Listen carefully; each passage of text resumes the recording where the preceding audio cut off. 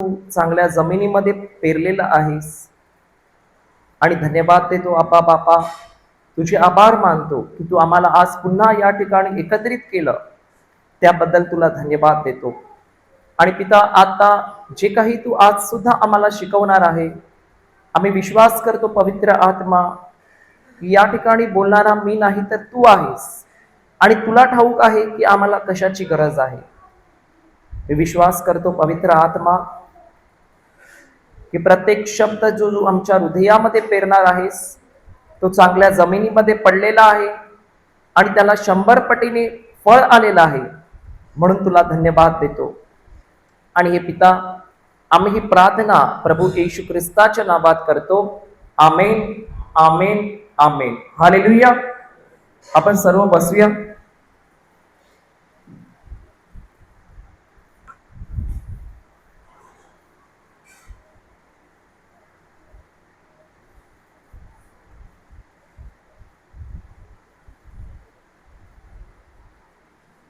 किती लोकांना हिंदी समजते? हिंदी हिंदी समजते ना? हिंदी समजते ना? हालेलुया. तर आपण जे काल शिकत होतो, इफिसी करास अध्याय, जो हम सीख रहे थे कल, इफिसियों का पत्र अध्याय 6 वचन संख्या 10 से हम देखेंगे.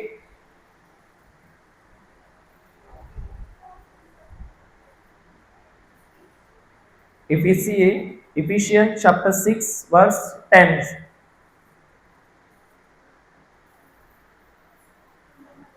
हा हा, हिंदी पण चालेल, मराठी पण चालेल. मराठीमध्ये? अच्छा, मराठी ठीक आहे. मराठी हिंदी मध्ये मध्ये दोन्ही घेतो. हा, काय कोणाला मराठी पण हिंदी पण पाहिजे, कोणाला मराठी पण पाहिजे. अच्छा ठीक आहे, वाचा. शेवटी माझ्या बंधूंनो, प्रभूमध्ये व त्याच्या प्रभावी सामर्थ्यात बलवान होत जा. म्हणजे हे जे पौलुस कोणाला पत्र लिहित होता, हे कोणाला पत्र लिहिलंय त्यांनी? म्हणजे जे लोक चर्चच्या बाहेर नाही आहेत, जे लोक ऑलरेडी येशूवर ज्यांनी विश्वास ठेवला आहे आणि अगोदरच जे चर्चच्या आतमध्ये आहेत, म्हणजे जे अगोदर ऑलरेडी चर्चमध्ये आहेत, जे म्हणजे परराष्ट्रीय नाही आहेत, की ज्यांना देव माहिती नाही आहे किंवा जे येशूला ओळखत नाहीये, ते लोक नाही आहेत. तर हे कोण आहेत? ज्यांना प्रभू माहिती आहे आणि जे चर्चमध्येच आहेत, ज्यांनी येशूवर विश्वास ठेवला आहे, त्यांना तो सांगतो तुम्ही सर्व काही केलं, तुम्हाला सर्व काही सापडलं, सर्व काही ज्ञान आलं, प्रकटीकरण भेटलं, शहाणपण भेटलं, पण तरी तो सांगतो की शेवटी मला एवढंच तुम्हाला सांगायचंय की तुम्ही सर्व काही करा, पण तो सांगतो शेवटी माझ्या बंधूंनो. शेवटी माझ्या म्हणजे तो कोणाला सांगत आहे? जे बाहेरचे आहेत का आतले आहेत? आतले आहेत. आणि तो सांगतो शेवटी माझ्या बंधूंनो, प्रभूमध्ये व त्याच्या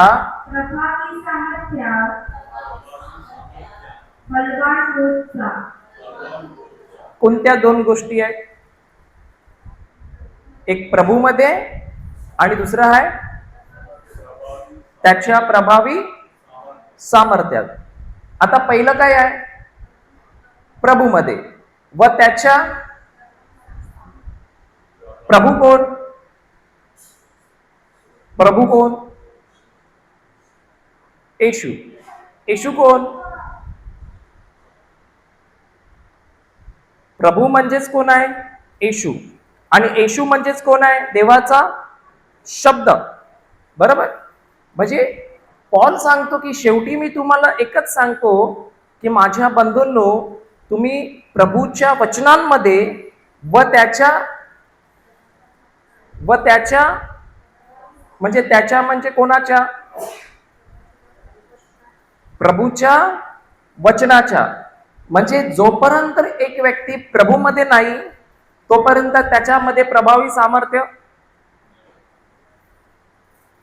एक व्यक्ती जोपर्यंत वचनामध्ये नाही तोपर्यंत त्याच्यामध्ये प्रभावी सामर्थ्य.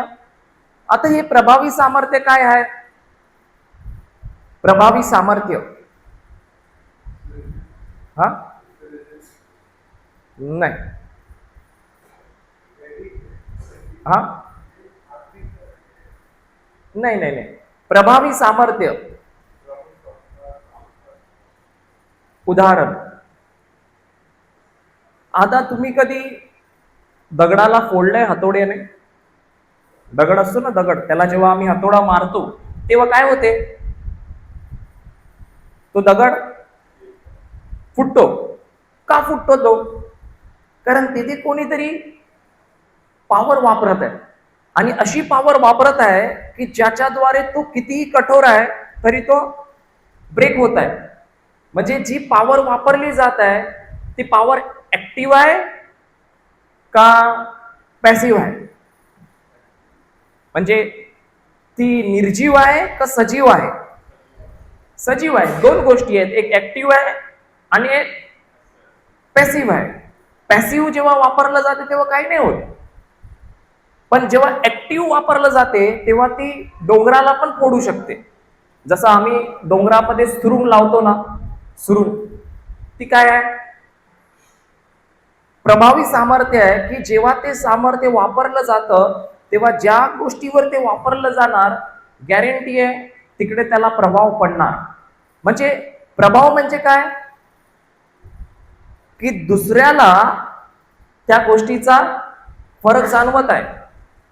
उदाहरण, आता एक आजारी व्यक्ती आहे आणि तो आजारी व्यक्ती आपण त्याला वचन देतो, आणि वचन दिल्यावर तो काय करतो? वचन कन्फेस करतो ना. आणि जेव्हा तो वचन कन्फेस करतो तेव्हा तो काय करत असतो? तेच सामर्थ्य त्या आजारावर सारखं हिट करतोय. म्हणजे त्या आजाराला ते सामर्थ्य काय होतंय? सारखं हिट होतंय. आणि जसं तो ते सामर्थ्य तिथे वापरत आहे, तर हातोडा कसा आपण मारतो तसं मारून मारून एक वेळ येते की तो दगड तुटतो. तसंच जेव्हा आम्ही प्रभूमध्ये आहोत म्हणजे त्याच्या वचनात आहोत, आणि त्याच्या वचनाद्वारेच आम्हाला काय भेटते? प्रभावी सामर्थ्य. म्हणजे दोन गोष्टी आहेत. पॉल सांगतो पहिलं तर तुम्हाला राहायचं आहे प्रभूमध्ये म्हणजे त्याच्या वचनामध्ये, आणि जेव्हा तुम्ही त्याच्या वचनामध्ये राहणार त्यानंतर तुम्हाला भेटते त्या वचनाद्वारे प्रभावी सामर्थ्य. आता उदाहरण, आपण बुक ऑफ ऍक्ट्स वाचलं, प्रेषितांची कृत्ये, तर प्रेषितांची कृत्येमध्ये आम्ही पाहतो की पेत्रुस जायचा, तो त्या लंगड्याला बोलला उठ, तर तो लंगडा चालू लागला. पौलुस जायचा, पौलुस त्या ठिकाणी जायचा, अनेक दुष्ट आत्मे जायचे, अनेक रोगी बरे व्हायचे. मग हे लोक तिथे काय वापरत होते? प्रभू का नाम, मतलब वो प्रभावी सामर्थ्य, म्हणजे एक पॉवर जी ऍक्टिव्ह आहे, जी म्हणजे वापरली जाते तेव्हा तिकडची परिस्थिती काय होते? बदलणार. बरोबर आहे? मग प्रभू सांगतो तेच प्रभावी सामर्थ्य आज तुमच्याकडे पण आहे. प्रभू सांगतो सेम सामर्थ्य तुमच्याकडे पण आहे. पण आमची मिस्टेक काय होते माहिती आहे? अनेकदा आम्हाला प्रभावी सामर्थ्य पाहिजे, पण ज्याच्यामधनं ते येणार आहे ते नको. इथे काय लिहिलंय? प्रभूमध्ये व त्याच्यामध्ये कोणाच्या? प्रभूच्या. म्हणजे वचनांमध्ये, आणि जे वचनाचं प्रभावी सामर्थ्य, म्हणजे प्रभावी सामर्थ्य कुठून येते? प्रभावी सामर्थ्य कुठून येते? म्हणजे पहिलं काय येतं? प्रभावी सामर्थ्य आणि नंतर वचन. बरोबर का नाही? पहिलं पॉल काय सांगतो? पहिलं वचन, म्हणजे जो व्यक्ती वचनामध्ये स्ट्रॉंग आहे, गॅरंटी आहे तो त्याच्यामध्ये प्रभावी सामर्थ्यामध्ये पण स्ट्रॉंग आहे. पण जो व्यक्ती बोलतो आय वॉन्ट पॉवर, म्हणजे मला पॉवर पाहिजे पण मला वचन नको, मग तो किती वर्ष वाट बघायला लागेल त्याला? वचन नको, पण पॉवर पाहिजे मला. किती वर्ष वाट बघावी लागेल? कधीच नाही भेटणार. म्हणजे जिथे वड आहे, प्रभू सांगतो तो वडच आहे ज्याच्यामधनं तुला पॉवर भेटते. आणि फक्त अशीच पॉवर नाही, असंच सामर्थ्य नाही भेटत. तो सांगतो हे जे सामर्थ्य आहे ते कोणतीही परिस्थिती बदलायला सक्षम आहे. म्हणजे हे सामर्थ्य जेव्हा आमच्यामध्ये आहे त्यावेळेला प्रभू सांगतो जर आजारी आहे तर तुमच्याकडे जर हे सामर्थ्य आहे तुम्ही त्याला बरं करू शकता. जर एक व्यक्ती संकटात आहे तर हे सामर्थ्य तुमच्याकडे आहे तर तुम्ही त्याला संकटातून बाहेर काढू शकता. पण हे सामर्थ्य नुसतं एकटं नाही येत. पहिलं काय येतो? देवाचा शब्द, आणि त्याच्यानंतर येतो सामर्थ्य. कशाद्वारे येतो? जे देवाचा शब्द तुमच्यामध्ये आहे तोच शब्द तुम्हाला काय देतो? प्रभावी सामर्थ्य. बरोबर? मग आता आम्ही सर्व बलवान आहोत का कमजोर आहोत?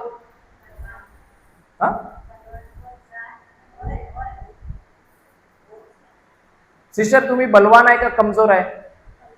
बलवान आहे नक्की. मग आता काय करायची गरज आहे आपल्याला? आता काहीच करायची गरज नाही, कारण आम्ही तर बलवान आहे.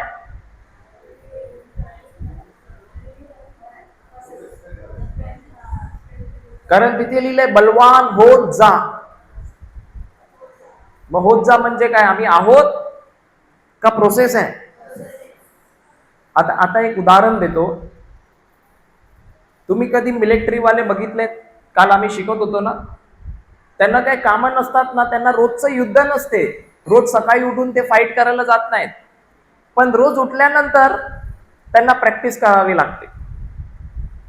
आणि का ते प्रॅक्टिस करतात?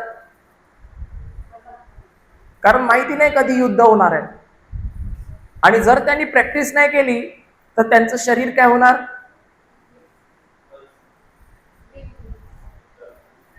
कमजोर होणार.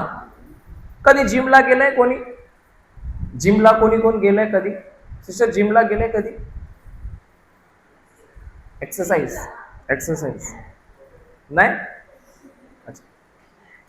जर आम्ही एक्सरसाइज करतो ना तर पहिल्या दिवशी जेव्हा जिमला जाणार तेव्हा आम्ही 100 किलो डायरेक्ट उचलू शकतो. बरोबर का नाही? मग किती उचलणार? 5, 2. आणि जेव्हा 2 किलो उचलतो माणूस पहिल्या दिवशी जाऊन, आणि बाजूचा येऊन असं 100 उचलतो, तो 2 किलो मध्येच करतो. बरोबर? पण जर ज्यांनी 2 किलो उचलले तो जर 100 किलो वाल्याला बघून उचलायला गेला, मग काय होईल? हड्डी बिड्डी सगळं बाहेर येईल. बरोबर आहे? पण ज्यानी जो 100 किलो उचलतोय ना तो पण एक दिवस कोणासारखा होता माहितीये? 2 किलो वाला सारखाच होता. पण का त्याच्यामध्ये एवढी स्ट्रेंथ आली? कारण तो रोज प्रॅक्टिस करतोय. आता तुम्हाला सांगतो बघा, तुम्ही ब्रदर जिमला गेले ना, आता ब्रदर रोज जिमला जातात, 1 वर्ष झालं, कंटिन्यू मस्त मसल वगैरे तयार झाले. बरोबर? आणि अचानक ब्रदर बोलतात चला आता तर काय मला कुठे पोजिंग बिझिंगला जायचं नाही, आता तर घरीच आहे, मग मी 1 महिना जिम बंद करतो. आता ब्रदरनी 1 वर्षाच्या पूर्वी स्टार्टिंग केलेली 2 किलोवरनं, आणि 1 वर्षानंतर ते पोचले 100 किलोवर. बरोबर? आता ब्रदर बोलतात मी 1 महिना ब्रेक घेतो. काय करतो? 1 महिना रेस्ट, आराम. आता 1 महिन्यानंतर जेव्हा ब्रदर जिमला जाणार तेव्हा मग 102 पासून चालू करणार का नाही? अरे 100 वर पोचलेले ना, मग कुठे जाणार? परत 2 वर येणार. कारण परत जर ते 1 महिन्यानंतर गॅप देऊन 102 करायला गेले ना, वाट लागणार. बरोबर आहे? पण जर ते कंटिन्यू करत आहे तर त्यांची ग्रोथ वाढतच जाणार. मग पॉल पण आम्हाला इथे तेच सांगतो का तुम्ही काय होत जा? प्रभूमध्ये आणि त्याच्या प्रभावी सामर्थ्यामध्ये रोज. म्हणजे एक्सरसाइज, स्पिरिच्युअल एक्सरसाइज तो सांगतो हप्त्यातनं एकदा करा, संडेला. कधी करा? रोज करायचंय. कारण मी जर एक्सरसाइज सोडतो 1 महिना तर माझे मसल वीक होतात. तसंच जेव्हा मी स्पिरिच्युअल एक्सरसाइज सोडतो 1 दिवस तरी, प्रभू सांगतो तुझा 1% तरी कमीत कमी स्पिरिच्युअली तू घटला, वीक झाला. बरोबर आहे का नाही? म्हणून सैनिक पण असतात, जर जेव्हा ते लोक जे एअरक्राफ्ट वगैरे उडवतात ना, एअरक्राफ्टला पेट्रोल जास्त नाही लागत का? पेट्रोल वगैरे लागत असेल ना, फ्यूल लागते ना त्यांना. मग काय गरज आहे त्यांना? रोज सकाळी उठतात, तयारी करतात आणि फ्यूल भरतात आणि ते प्लेनला मस्त आकाशात राऊंड मारून येतात रोज. कशाला? प्रॅक्टिस. मग प्रभू सांगतो तुम्हाला जर बलवान व्हायचं आहे तर कसं व्हायला लागणार? कसं आम्ही बलवान होऊ शकतो? आम्ही बोलणार thank you Jesus I am strong, thank you Jesus I am strong, पण बायबलच नाही खोलणार कधी. मग स्ट्रॉंग होणार ना? आता जर आम्ही बोललो थँक्यू जीजस आमचं पोट भरलंय म्हणून आज आम्ही दुपारी जेवणार नाही, मग काय होईल? पोट भरेल? मग इथे पण पौलुस आम्हाला तेच सांगतोय. इथे तो बोलतो होत जा. मग जेव्हा तो म्हणतो होत जा, तो सांगतो हे प्रत्येक व्यक्तीसाठी आहे. म्हणजे लहान असो, मोठा असो, जवान असो, म्हातारा असो, सगळ्यांसाठी आहे. तो बोलतो की तुम्हाला एक्सरसाइज करणं रोज कंपल्सरी आहे. इथे कुठेच नाही लिहिलं की फक्त ब्रदरला कंपल्सरी आहे. लिहिलंय का? तिथे लिहिलं की प्रत्येक माणूस जो आहे त्याला रोज स्पिरिच्युअल एक्सरसाइज करणं गरजेचं आहे. आणि याच्यामध्ये डंबेल्स काय आहे?